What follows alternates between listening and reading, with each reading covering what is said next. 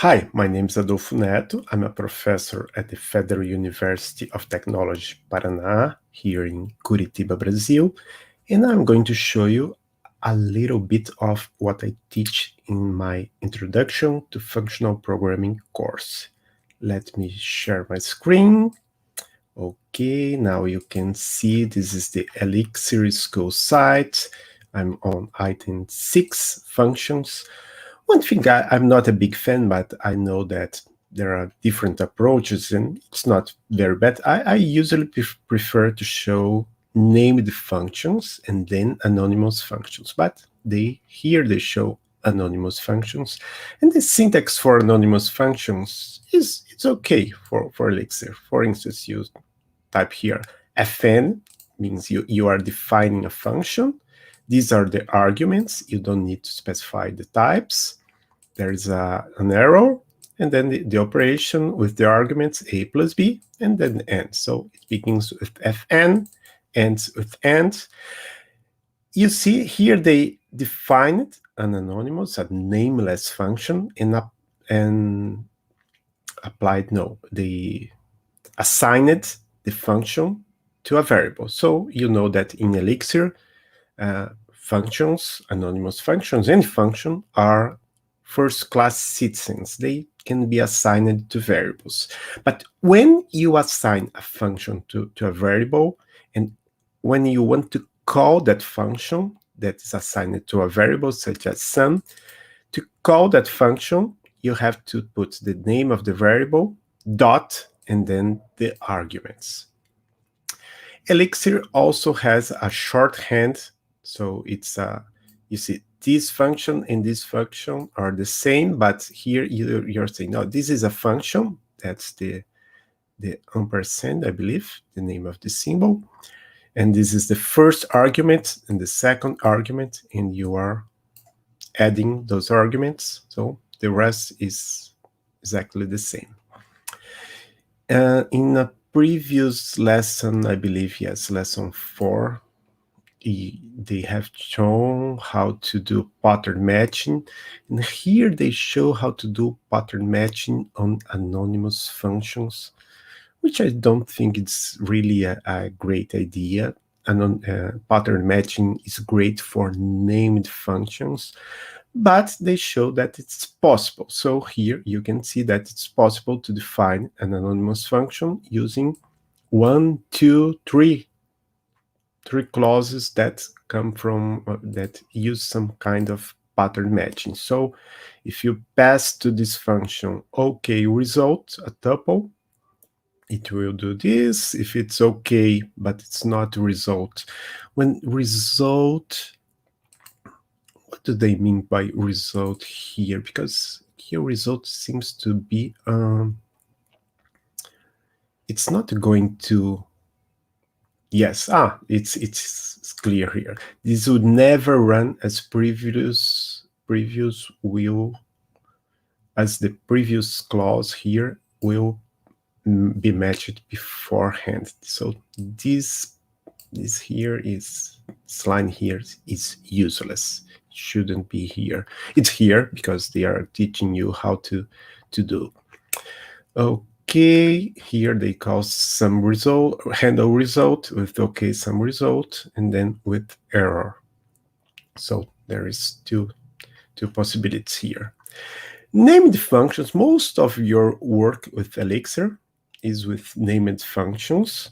And here, if you want to create a named function, you have to put them in a module. That's why they create here the module greeter and the function reload. And one important thing that I'm not sure they discussed here is the question of the arity. So the arity of this function is 2 because it has 2 arguments. This function, the arity is actually 1 because it's only 1 argument, but that argument is a tuple. This function, hello, the arity is 1. So this function only receives an argument and concatenates the string with the string hello, comma. And here you see that after hello, you don't need a dot. There's a dot here because it's a hello function inside the greeter module. You can define a function in Elixir with def, do, and, or you can do like this. Instead of do and, you can do def, the name of the function, the arguments, comma, do, colon, and hello. And this is exactly the same that was here. Another module, length, it uses pattern matching with lists. If it's an empty list, it returns 0. If it's not an empty list that has at least one element, it returns 1 plus, and it recursively calls off the function off again.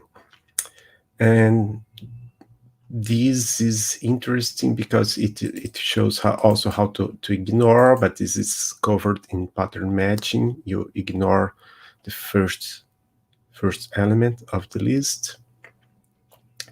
And it's possible to play with function naming and arity, because here there is this modules. So you see that it's 3 different functions. The first function is reload -0, so 0 arguments. The second function is reload -1, and the third function is reload -2.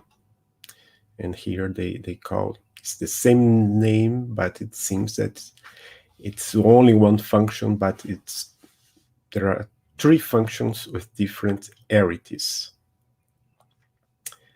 Okay, more function and pattern matching with maps, I believe here. Yes, and it's this is more about pattern matching with maps than about function definition, but it's interesting how you can match 2 maps that without having to explicitly write here age and favorite color. You see, the only thing you want is the name of Fred. So you just put here, no, I'm expecting the name of a person, and then I greet that person. If you don't include the name, it's going to be, there's going to, an error is going to happen. But if it's okay, what's this? It's only a detailed explanation of what's happening, right? Okay, and more about map pattern matching. It's a long example. Here they even, yes, in this way, you not only pattern matching on a map, but also save that map so that you can inspect the full map. It's possible to define in Elixir private functions that are seen only inside the module, like this one, phrase, which is a 0 array, the arity 0. You can also use guards, which are those conditions that you use to decide if you use this definition or this definition. So when the argument names is a list, it's going to do this. When the argument name is a binary, it's going to do this. Strings are usually binaries. Strings are binaries. Otherwise, it has no otherwise. So otherwise, it will fail. And this is a 0 array function. And you can also have default arguments in functions in Elixir, for instance. So actually, you are here defining 2 functions. One function where there is only one argument, and other function where there is two arguments. No, sorry. It's actually, it's two functions. No, it's more like that. It's like you have one function when there is only one argument, and instead of language code, you have en. This is the default. But if you pass two arguments, then you have name and the language code. So let me see an example here. If you pass greeter, hello, Shan, Yan, it's going to say hello, Shan. If you don't pass nothing, by default is Yan. But if you pass yes, it's going to say hola, Sam. Sam, no, Shan, sorry. And the greeter here, it combines all the examples, but it's saying that there is definitions of multiple clauses and default values require a header. Okay, this is, I didn't even remember this was necessary, but where's the header?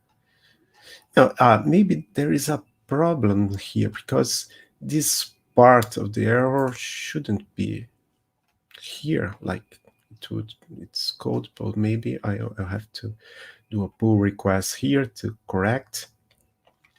But here you have the yes, yes. Now you shouldn't do this because there is two definitions of the same function with two arguments.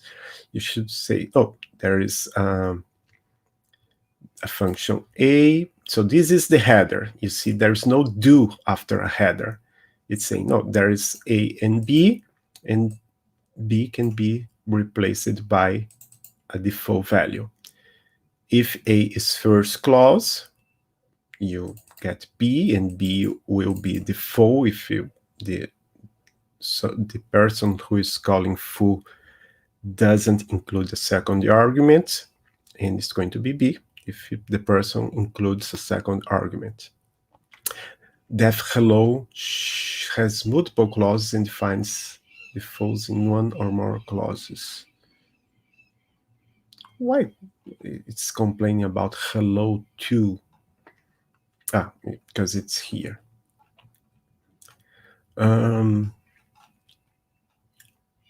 Elixir doesn't like the full arguments in multiple matching functions. It can be confusing. To handle this, we add a function head with our default arguments.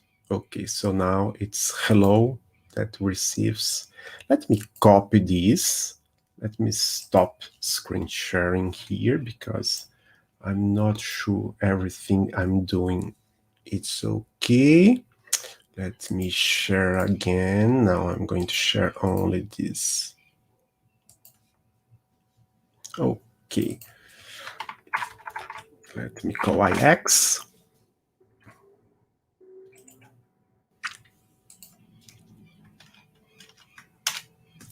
It didn't work. Maybe it's because of the space.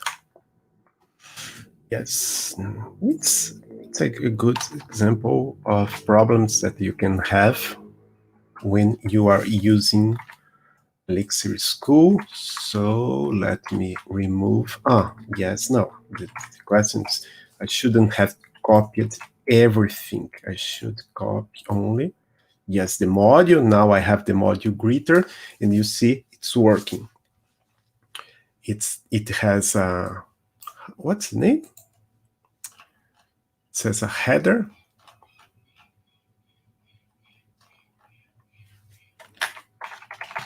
Yes, it has a header for hello. It has a header for hello, this line here, and then defines hello with, hello doesn't have the full arguments. Why did it need a header then? Let me see what happens if I kill that header. No, it has, yes, oh, sorry, it's here. The default argument is here. Okay, so if you have this function hello, you need the header, because there are two definitions of hello with two arguments. So that's why you need the header. And when you write this code here, it will, what will it do if you don't pass language code? It will assume it's yen. If you pass anything, it will do using the option you pass. So how do we try this? I have to go back here. Let me call, yes, you are not seeing, but I'm going to call greeter hello, Sean Steve, or greeter hello, Sean Steve, hola Sean Steve. And let me stop, share again where is my, yes, it's here. And that's it. Caught a mistake and want to contribute to the lessons. Yes, I think I have here, right? No, not here. I'm not sure. Should IX, no, IX is here. Where's the mistake? I think I have seen. The comments are there.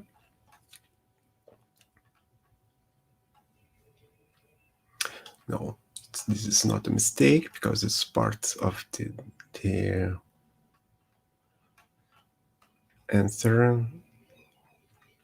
Because this is an error message. That's why I was confused. Because, yes, let us see this. I'm going to copy this and share again my terminal. Let me clear. Oh, sorry. Clear. And paste. Yeah, you see? I was confused because there is syntax highlighting on that on Elixir School. Here there's no syntax highlighting, but you see, this is a long error message, but a very, very useful error message. It explains what you should do when you have default values and more than one definition for the same function. So hello2 defines defaults multiple times. So that's the problem. There is one here and one here. So this is the problem. We have defined two default values. That's why we need this version. This the other version we presented, whereas there is only one default value in the header. Okay, so thank you very much if you have watched it until now. See you next time.